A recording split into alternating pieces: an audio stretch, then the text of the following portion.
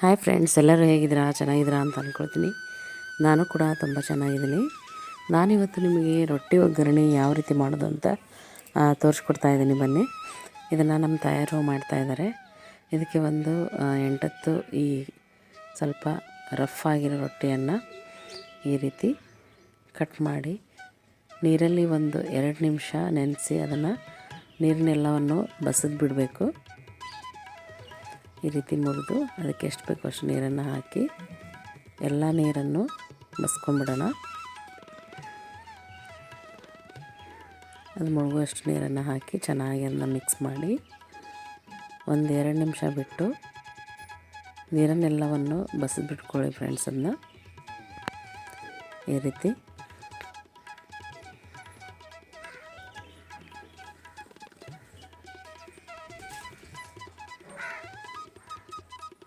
ಬಸಿದ ಮೇಲೆ ಅದನ್ನು ಚೆನ್ನಾಗಿ 1-2 ನಿಮಿಷ ನೆನೆಯಲಿಕ್ಕೆ ಬಿಟ್ಟು ಇವಾಗ 1-2 ಈರುಳ್ಳಿಯನ್ನು ಕಟ್ ಮಾಡಿ ಒಗ್ಗರಣೆಯನ್ನು ಹಾಕ್ಕೊಳ್ಳೋಣ. ಇದನ್ನ ನಮ್ಮ ತಯಾರು ಮಾಡ್ತಾಯಿದ್ರು, ತುಂಬ ಚೆನ್ನಾಗಿ ಮಾಡ್ತಾರೆ ಫ್ರೆಂಡ್ಸ್. ಇದನ್ನು ನಿಮ್ಮ ಮನೆಯಲ್ಲಿ ರೊಟ್ಟಿ ಮಾಡಿ ಸಿಕ್ಕಾಪಟ್ಟೆ ಉಳಿದಿದೆ, ಅದನ್ನು ಏನು ಮಾಡಬೇಕು ಅಂತ ನಿಮಗೆ ಅನಿಸಿದರೆ ಈ ರೀತಿ ರೊಟ್ಟಿ ಒಗ್ಗರಣೆಯನ್ನು ಮಾಡ್ಕೊಂಡು ತಿನ್ನಿ, ತುಂಬ ಚೆನ್ನಾಗಿರುತ್ತೆ. ಇದಕ್ಕೆ ಖಡಕ್ ರೊಟ್ಟಿ ಆದರೆ ತುಂಬ ಚೆನ್ನಾಗಿರುತ್ತೆ ಫ್ರೆಂಡ್ಸ್ ಇದು ರೊಟ್ಟಿ ಒಗ್ಗರಣೆ. ಅದಕ್ಕೆ ಇವಾಗ ಉಪ್ಪು, ಅರಿಶಿಣ ಪುಡಿ ಹಾಗೆ ಖಾರದ ಪುಡಿಯನ್ನು ಹಾಕ್ಕೊಳ್ತಾ ಇದ್ದೀವಿ.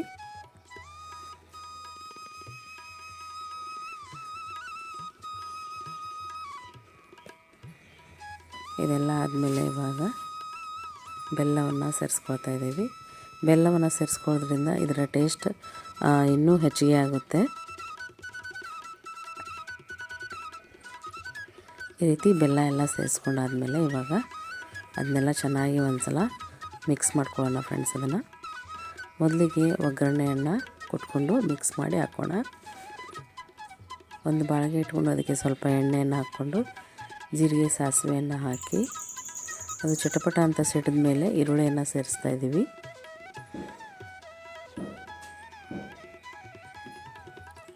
ಈ ರೀತಿ ಚೆನ್ನಾಗಿ ಫ್ರೈ ಮಾಡ್ಕೊಳ್ಳಿ ಫ್ರೆಂಡ್ಸ್ ಈರುಳ್ಳಿಯನ್ನೆಲ್ಲ. ಇದು ಟ್ರೆಡಿಷ್ನಲ್ ಅಡುಗೆ ಅಂತಲೇ ಹೇಳ್ಬೋದು. ನಮ್ಮ ತಯಾರ ಕೈಯಲ್ಲಂತೂ ತುಂಬ ಚೆನ್ನಾಗಾಗುತ್ತೆ. ಈ ರೀತಿ ಎಲ್ಲವನ್ನು ಚೆನ್ನಾಗಿ ಮಿಕ್ಸ್ ಮಾಡ್ಕೊಳ್ಳಿ. ಎಲ್ಲ ರೊಟ್ಟಿ ಪೀಸಿಗೂ ಉಪ್ಪು ಖಾರ ಹಿಡಿಯುವಂತೆಯೇ ಚೆನ್ನಾಗಿ ಮಿಕ್ಸ್ ಮಾಡಿಕೊಂಡು ಇವಾಗ ಈ ಒಗ್ಗರಣೆಗೆ ಸೇರಿಸ್ಕೊಳ್ಳೋಣ. ಈ ರೀತಿ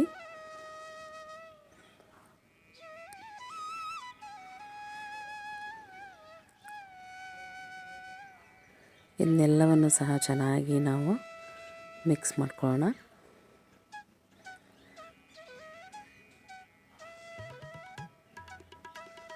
ಈ ರೀತಿ ಚೆನ್ನಾಗಿ ಮಿಕ್ಸ್ ಮಾಡ್ಕೊಳ್ಳಿ ಫ್ರೆಂಡ್ಸ್. ಇದನ್ನು ಅದೇನಾದ್ರು ನಿಮಗೆ ತುಂಬ ಡ್ರೈ ಅನ್ನಿಸ್ತಾ ಇದ್ದರೆ ಉಳಿದಿರುವಂಥ ನೀರನ್ನು ಸ್ವಲ್ಪ ಇದಕ್ಕೆ ಸೇರಿಸ್ಕೋಬೋದು.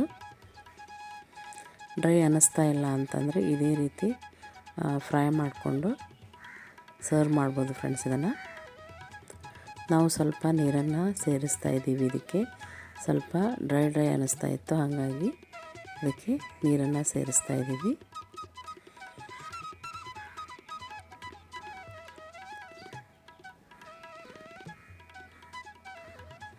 ಸ್ವಲ್ಪ ನೀರಾದರೆ ಸಾಕು ಫ್ರೆಂಡ್ಸ್. ಇದಕ್ಕೆ ಈ ರೀತಿ ಚೆನ್ನಾಗಿ ಮತ್ತೆ ಒಂದು ಸಲ ಮಿಕ್ಸ್ ಮಾಡ್ಕೊಳ್ಳಿ ಫ್ರೆಂಡ್ಸ್. ಇದನ್ನು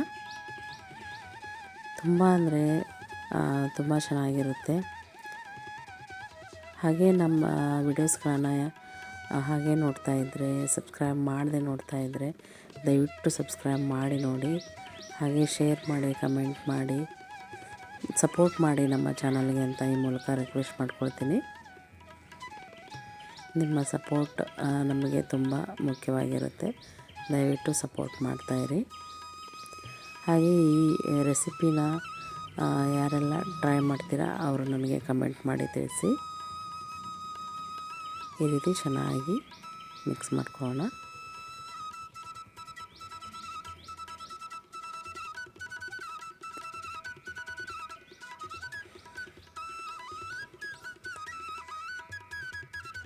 ಎಷ್ಟು ಚೆನ್ನಾಗಿ ಮಿಕ್ಸ್ ಮಾಡ್ತೀರೋ ಅಷ್ಟು ಚೆನ್ನಾಗಿ ಈ ರೊಟ್ಟಿ ಒಗ್ಗರಣೆ ಅನ್ನೋದು ಬರುತ್ತೆ. ಎಲ್ಲ ಮಸಾಲೆನೂ ಒಂದೊಂದು ಪೀಸಿಗೂ ಹಿಡಿಬೇಕು ಫ್ರೆಂಡ್ಸ್, ಅದು ಆ ರೀತಿ ಮಿಕ್ಸ್ ಮಾಡ್ಕೋಬೇಕು. ಅದೆಲ್ಲ ನೀರು ಖಾಲಿಯಾಗಿ ಸ್ವಲ್ಪ ಡ್ರೈ ಆದಮೇಲೆ ಇವಾಗ ಸರ್ವ್ ಮಾಡೋಣ. ನೋಡಿ ಯಾವ ರೀತಿ ಬಂದಿದೆ ಅಂತ. ನನಗಂತೂ ತುಂಬ ಇಷ್ಟ ಆಯಿತು ಫ್ರೆಂಡ್ಸ್. ಟೇಸ್ಟ್ ಮಾಡಿ ಹೇಳ್ತೀನಿ ನೋಡಿ. ಸೂಪರಾಗಿ ಬಂದಿದೆ ಫ್ರೆಂಡ್ಸ್. Thank you.